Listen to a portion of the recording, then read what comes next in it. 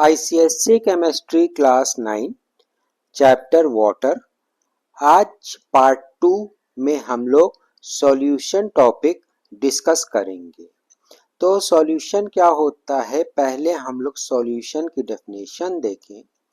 A solution is a homogeneous mixture of two or more components whose composition may be gradually changed by changing the relative amounts of the component। तो solution क्या होता है? Solution हमारा homogeneous mixture होता है दो components का। दो कंपोनेंट्स कौन से? सॉल्यूट और सॉल्वेंट।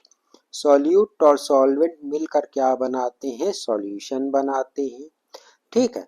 होमोजीनियस मिक्सचर का मतलब ये होता है कि सॉल्यूट और सॉल्वेंट एक दूसरे में अच्छी तरह से मिक्स हो जाना। अभी आगे एग्जाम्पल के साथ हम और अच्छे से समझेंगे। उसके बाद सॉल्यूशन का कॉम्पोजिशन हम लोग चेंज कर सकते हैं अगर हम लोग सॉल्यूट या सॉल्वेंट इन दोनों में से किसी का अमाउंट चेंज कर दें। ठीक है। अब हम लोग एग्जाम्पल देखें। अब एग्जाम्पल में हम लोग देखें तो सॉल्ट क्रिस्टल को जब हम लोग डिसॉल्व करते हैं वाटर में तो क्या फॉर्म होता है? Saline water. तो जो सैलाइन वाटर है वो क्या बन जाएगा? सॉल्यूशन। सॉल्वेंट हो जाएगा वाटर और सॉल्यूट क्या हो जाएगा? सॉल्ट। तो हमें मालूम है कि सॉल्ट और वाटर जब हम मिक्स करेंगे तो सॉल्ट पूरी तरह से मिक्स हो जाएगा वाटर में। ठीक है। पूरी तरह से अच्छी तरह से मिक्स हो जाएगा और इस तरह के मिक्सचर को हम क्या कहेंगे? Homogeneous mixture. अब नेक्स्ट एग्जांपल देखें। अगर शुगर को हम लोग डिसॉल्व करें वाटर में तो जो नया लिक्विड तैयार होगा वो क्या हो जाएगा? सॉल्यूशन। शुगर हमारा सॉल्यूट है और वाटर हमारा सॉल्वेंट। इसमें भी अगर देखें तो जो शुगर है बहुत ही अच्छी तरह से मिक्स हो जाएगा वाटर में। जो सॉल्यूशन होगा एकदम ट्रांसपेरेंट होगा, क्लियर होगा और इस तरह के सॉल्यूशन को हम क्या कहेंगे? Homogeneous mixture. अब उसके बाद if the two substance are in the same phase the component that is in excess is termed as solvent. तो दो सब्सटेंस अगर सेम फेज में है, ठीक है, सेम स्टेट में है, जैसे लिक्विड और लिक्विड, तो जो सब्सटेंस ज्यादा अमाउंट में होगा वो हमारा सॉल्वेंट कहलाएगा। सॉल्वेंट कैसे फॉर्म हो सकता है? तो सॉल्वेंट किस तरह से, सॉल्यूशन किस तरह से फॉर्म हो सकता है? Mixing, by mixing. तो क्या क्या हम लोग मिक्स करके सॉल्यूशन फॉर्म कर सकते हैं? तो पहला है हमारा a liquid with another liquid. तो लिक्विड विद अनदर लिक्विड का एग्जाम्पल हो जाएगा वाटर और अल्कोहल। उसके बाद a solid with a liquid example हो जाएगा हमारा sugar solution. Liquid with a gas soda water. इसमें लिक्विड हमारा वाटर हो जाएगा और गैस हमारा कार्बन डाइऑक्साइड हो जाएगा।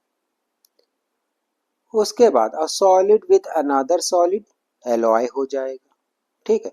एलॉय क्या होता है? मेटल्स का मिक्सचर होता है। दो या दो से ज्यादा मेटल्स का मिक्सचर क्या कहता है? कहलाता है एलॉयज कहलाता है।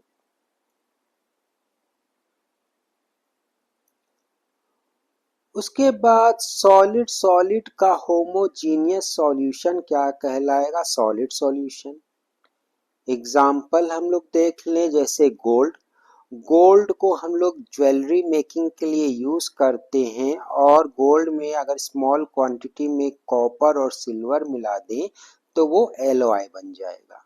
एलॉय बन जाएगा और सॉलिड सॉलिड का होमोजीनियस सॉल्यूशन है तो ये कहलाएगा सॉलिड सॉल्यूशन।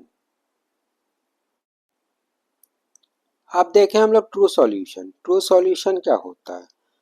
ट्रू सॉल्यूशन में जो सॉल्यूट का पार्टिकल होता है उसका साइज होता है 10 की पावर ऑफ -10 मीटर। ठीक है। उसके बाद सॉल्यूट पार्टिकल और सॉल्वेंट पार्टिकल्स को हम लोग भी बिल्कुल डिस्टिंग्विश नहीं कर सकते ट्रू सॉल्यूशन में माइक्रोस्कोप के अंडर भी, यानी कि जो सॉल्यूट के पार्टिकल हैं, सॉल्वेंट के पार्टिकल हैं, एक दूसरे में अच्छी तरह से मिक्स हो जाएंगे। कैरेक्टरिस्टिक देखें हम लोग ट्रू सॉल्यूशन का, तो क्या है पहला, it is a homogeneous mixture, particle का साइज 10 की power of -10 metre, clear and transparent होगा और does not scatter light. Does not scatter light का मतलब क्या होता है, तो यहाँ पे देखें हमारे पास सॉल्यूशन है, एकदम क्लियर सॉल्यूशन है, ट्रांसपेरेंट सॉल्यूशन है, होमोजीनियस सॉल्यूशन है, ठीक है। तो यहाँ पे लाइट जो है एकदम क्या हो जा रही है, पास हो जा रही है, इजिली पास हो जा रही है। तो यहाँ पे स्कैटरिंग ऑफ लाइट नहीं हो रही है। स्कैटरिंग ऑफ लाइट का मतलब ये होता है कि यहाँ पे हमारा जो सॉल्यूशन है इसके पार्टिकल्स बड़े हैं, पूरी तरह से सॉल्यूशन सॉल्वेंट में मिक्स नहीं है, ठीक है। तो लाइट क्या है, लाइट इनसे इन पार्टिकल से टकराएगी और पूरे सॉल्यूशन में फैल जाएगी। तो इस प्रोसेस को हम कहेंगे स्कैटरिंग ऑफ लाइट। तो ट्रू सॉल्यूशन हमारा स्कैटरिंग ऑफ लाइट शो नहीं करेगा। वहीं जो ट्रू सॉल्यूशन नहीं है, हेट्रोजीनियस मिक्सचर है, ठीक है। हेट्रोजीनियस मिक्सचर में क्या होता है, सॉल्यूट और सॉल्वेंट अच्छे से मिक्स नहीं होते हैं। तो जो हेट्रोजीनियस मिक्सचर है ये क्या शो करेंगे, स्कैटरिंग ऑफ लाइट शो करेंगे। तो true solution does not scatter light. Next characteristic है, it components can not be separated by filtration. Filtration से ट्रू सॉल्यूशन के कंपोनेंट सेपरेट नहीं होते हैं। फिर solute particle in a solution do not settle down. जो सॉल्यूट पार्टिकल हैं वो सेटल डाउन नीचे की तरफ भी नहीं बैठते हैं सॉल्यूशन में। ये हो गए कैरेक्टरिस्टिक ट्रू सॉल्यूशन के। तो ये कैरेक्टरिस्टिक और डेफिनेशन नोट करते चलिएगा। अब हम लोग देखें डाइल्यूट सॉल्यूशन। तो डाइल्यूट सॉल्यूशन में क्या होता है, सॉल्वेंट का मास ज़्यादा होता है, ठीक है, और जो सॉल्यूट होता है वो कम होता है। तो सॉल्यूट कम, सॉल्वेंट ज़्यादा, तो डाइल्यूट सॉल्यूशन। इसके अपोजिट, अगर सॉल्यूट ज़्यादा और सॉल्वेंट कम, तो कॉन्सेंट्रेटेड सॉल्यूशन, ठीक है। ये डेफिनेशन हो गई हमारी डाइल्यूट और कॉन्सेंट्रेटेड सॉल्यूशन की।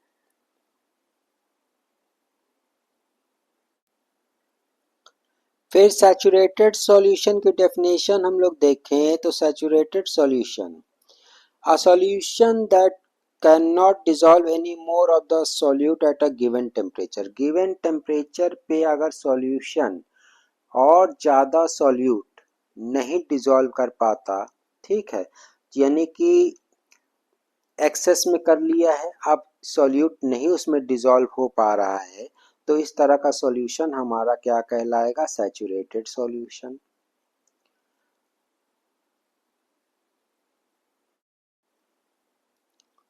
फिर है हमारा effect of cooling on a saturated solution. तो कूलिंग का क्या इफेक्ट होगा सैचुरेटेड सॉल्यूशन पे, तो अगर हम लोग सॉल्यूशन का टेम्परेचर लोअर कर दें या उसे काफ़ी देर तक खुला छोड़ दें, तो कुछ सॉल्यूट तो डिसॉल्व हो जाएंगे, लेकिन कुछ सॉल्यूट जो है जो डिसॉल्व नहीं हो पाएंगे, क्या होगा, वो कूलिंग की वजह से क्रिस्टल फॉर्म में बाहर आ जाएंगे, ठीक है। तो ये हो जाएगा कूलिंग का इफेक्ट सैचुरेटेड सॉल्यूशन पे, यानी कि जैसे जैसे टेम्परेचर अगर हम लोग कम करेंगे तो कुछ सॉल्यूट क्या करेंगे, वो क्रिस्टल के फॉर्म में बाहर आ जाएंगे।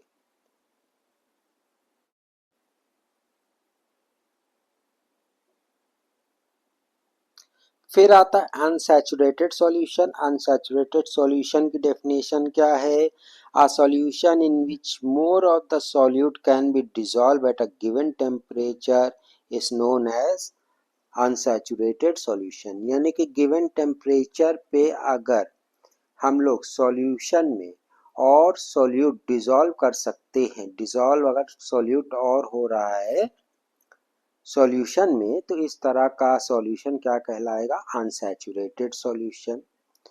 उसके बाद आता है सुपर सैचुरेटेड सॉल्यूशन। तो super saturated solution at a particular temperature is one that is more concentrated than its saturated solution at that temperature। यानी कि सैचुरेटेड सॉल्यूशन के बाद भी अगर सॉल्यूट डिसॉल्व हो रहा है तो इस तरह का सॉल्यूशन क्या कहलाएगा, सुपर सैचुरेटेड सॉल्यूशन। फिर आता है कॉन्सेंट्रेशन ऑफ अ सॉल्यूशन। तो कॉन्सेंट्रेशन ऑफ अ सॉल्यूशन क्या है, is the amount of solute dissolve in a given quantity of that solution. यानी कि एक गिवन क्वांटिटी है सॉल्यूशन की, उसमें जितना अमाउंट ऑफ सॉल्यूट डिसॉल्व हो रहा है वो क्या कहलाएगा, कॉन्सेंट्रेशन ऑफ सॉल्यूशन। ठीक है, कॉन्सेंट्रेशन ऑफ सॉल्यूशन क्या कहलाएगा, कॉन्सेंट्रेशन ऑफ सॉल्यूशन अमाउंट है सॉल्यूट का जो कि गिवन क्वांटिटी ऑफ सॉल्यूशन में डिसॉल्व होगा। ठीक है, एग्जाम्पल के तौर पे ले लें हम लोग मास परसेंट। मास परसेंट हम लोग कैसे डिफाइन करेंगे, तो सॉल्यूट का मास ग्राम में जो डिसॉल्व हो जाए 100 ग्राम सॉल्यूशन में, तो वही मास सॉल्यूट का ग्राम में क्या कहलाएगा, मास परसेंट। मास परसेंट हम लोग कब निकालते हैं, जब सॉल्यूट हमारा सॉलिड हो और सॉल्वेंट हमारा लिक्विड हो। उसके बाद मास परसेंट निकालने का फॉर्मूला क्या हो जाएगा, mass of solute upon mass of solution. Solution क्या होता है, solute plus solvent into 100। For example 10 grams of sodium chloride is added to 90 gram of water। the concentration अगर हम लोग फाइंड करें मास कॉन्सेंट्रेशन, तो solute upon mass of solution, mass of solute upon mass of solution, यानी कि 10 upon 10 plus 90, solute plus solution, solute plus solvent is equal to solution. तो 10 upon 100 into 100, 100 cancel हो जाएगा, इज इक्वल टू 10%। तो ये आ गया क्या हमारा, मास परसेंट। अब वॉल्यूम परसेंट की definition, volume of the solute in millilitre present in 100 millilitre of a solution.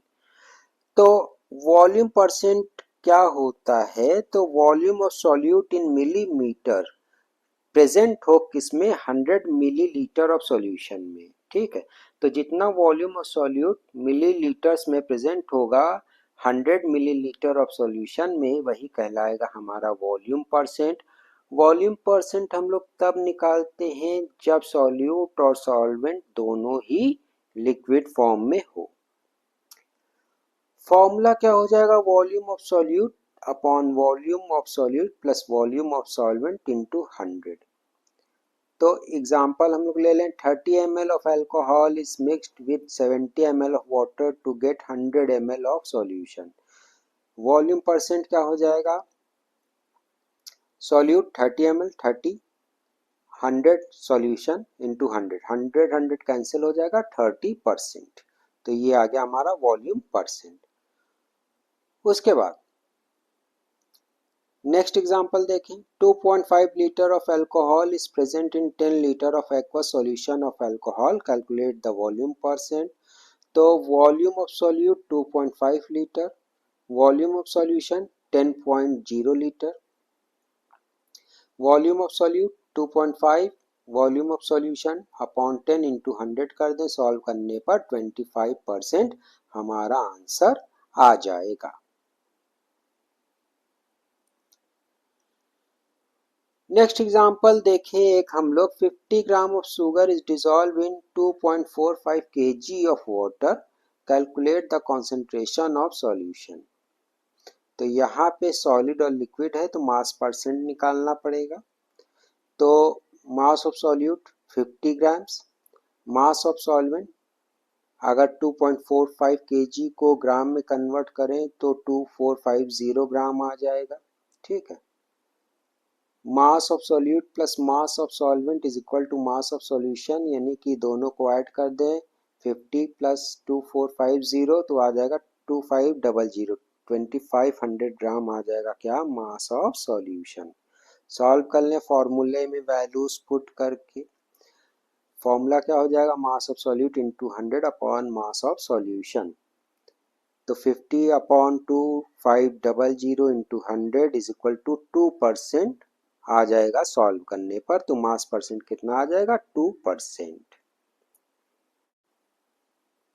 अब सॉल्युबिलिटी की डेफिनेशन देखें तो solubility of a solute in a particular solvent at a given temperature is equivalent to the maximum number of gram of the solute necessary to saturate 100 gram of that solvent।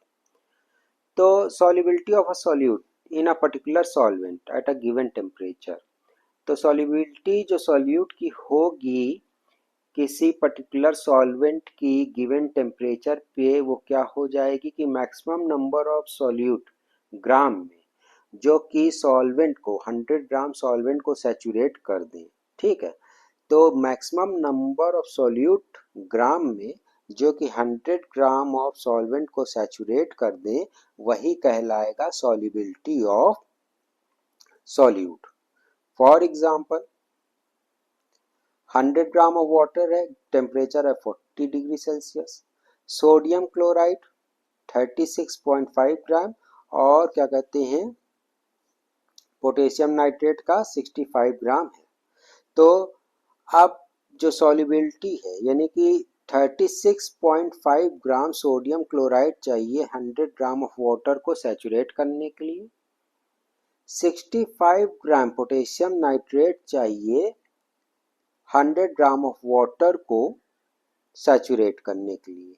ठीक है, तो potassium nitrate कितना चाहिए 65 ग्राम और sodium chloride कितना चाहिए 36.5। ठीक है, तो अब यहाँ पे देखें तो potassium nitrate is the solubility of potassium nitrate is greater than that of sodium chloride. तो यहाँ पे सॉल्युबिलिटी किसकी ज़्यादा है 65 ग्राम। ठीक है, क्योंकि 65 ग्राम सॉल्यूट चाहिए 100 ग्राम ऑफ वाटर को सैचुरेट करने के लिए। तो ये हो गई हमारी सॉल्युबिलिटी की डेफिनेशन और एग्जांपल। उसके बाद जो सब्सटेंस जिस सब्सटेंस की सॉल्युबिलिटी एकदम नेग्लिजिबल है वो इनसॉल्युबल कहलाएगा, जिसकी थोड़ी बहुत सॉल्युबिलिटी है वो स्प्रैंगली सॉल्युबल कहलाएगा और जिसकी सॉल्युबिलिटी बहुत ज़्यादा है वो क्या कहलाएगा, सॉल्युबल। अब बात करें हम लोग सॉल्युबिलिटी कर्व की, तो solubility curve is a line graph that plot change in solubility of a solute in a solvent against changing temperature. तो सॉल्युबिलिटी कर्व क्या है, एक ग्राफ लाइन है जिसे हम लोग प्लॉट करते हैं और जिससे हमें पता चलता है कि सॉल्यूट की सॉल्युबिलिटी किस तरह से चेंज हो रही है सॉल्वेंट के लिए अगेंस्ट द चेंजिंग टेम्परेचर। तो सॉल्यूट की सॉल्युबिलिटी किस तरह से चेंज हो रही है सॉल्वेंट के लिए चेंजिंग टेम्परेचर के अगेंस्ट, ये हमें बताता है सॉल्युबिलिटी कर्व। यहाँ पे देखें हमारा सॉल्युबिलिटी कर्व है। ठीक है, तो सबसे पहले देखें हम लोग कैल्शियम सल्फेट हाइड्रेटेड है। हाइड्रेटेड का मतलब कैल्शियम सल्फेट का फॉर्मूला CaSO4, हाइड्रेटेड है मतलब इसमें वाटर के मॉलिक्यूल्स प्रेजेंट हैं। ठीक है, तो 2.2H2O CaSO4.2H2O, तो ये क्या हो गया फॉर्मूला हमारा कैल्शियम सल्फेट हाइड्रेटेड का।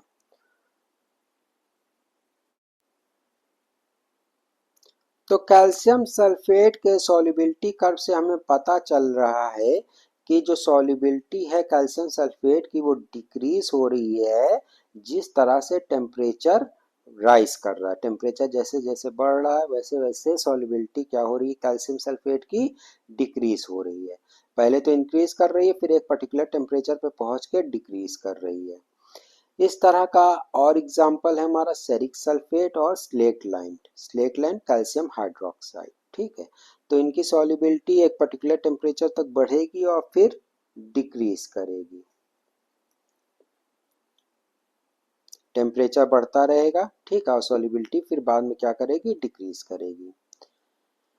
फिर देखें substance like sodium nitrate, potassium bromide. Sodium nitrate potassium nitrate और पोटेशियम ब्रोमाइड।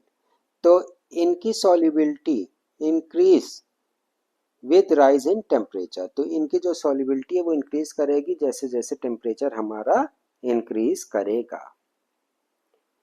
उसके बाद solubility of sodium chloride increase only a little with increase in temperature।